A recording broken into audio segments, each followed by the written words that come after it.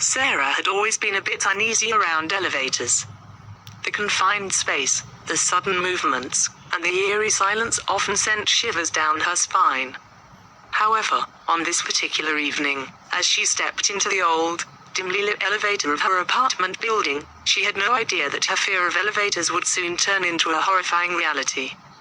It was late, and the building was nearly empty. Sarah pressed the button for the 10th floor and waited for the doors to close.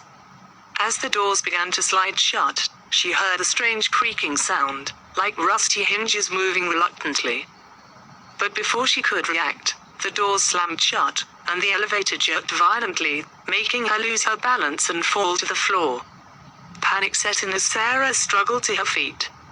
She pressed the emergency button, but there was no response. She reached for her phone to call for help, but there was no signal. It was as if the elevator had become a sealed chamber, completely cut off from the outside world. Sarah's heart raced, and a cold sweat formed on her brow as the elevator continued its erratic ascent.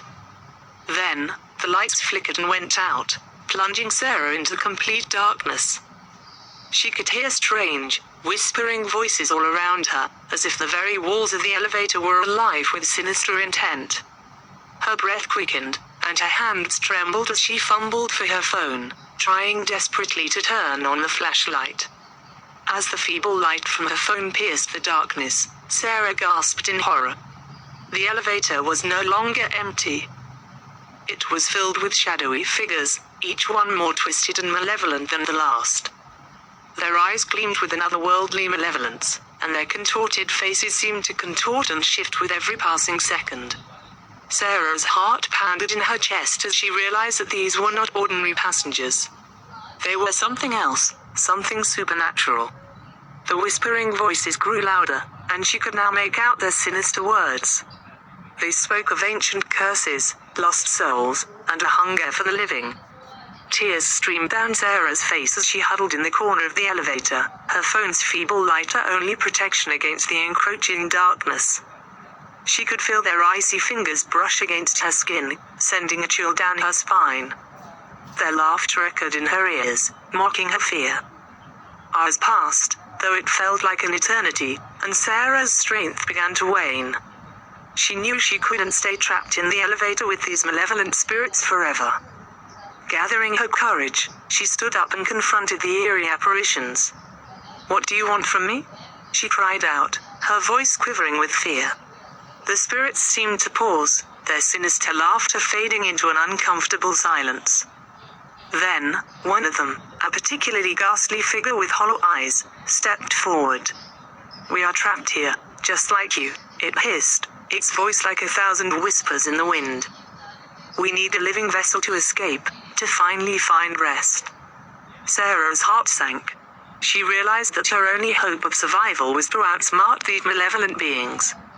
She began to chant words of protection, drawing upon every bit of courage she had left. The spirits recoiled, their forms flickering like smoke in the wind. With a final burst of strength, Sarah mustered all her willpower and forced the elevator doors open. Blinding light flooded in, and the spirits screamed in agony as they were banished back into the darkness from whence they came. Sarah stumbled out of the elevator, gasping for breath, but she was free. From that day forward, Sarah never took an elevator alone again. She knew that evil spirits could be lurking in the shadows, waiting for the opportunity to escape their eternal prison. Her harrowing experience served as a constant reminder that sometimes, the scariest things are the ones we can't see, lurking just beyond the edges of our reality. As Sarah stepped out into the corridor, the cold sweat still glistening on her forehead, she realized that her life had changed forever. The memory of those malevolent spirits and their eerie whispers haunted her every night. She couldn't shake the feeling that they were still out there, lurking in the shadows, waiting for another unsuspecting victim.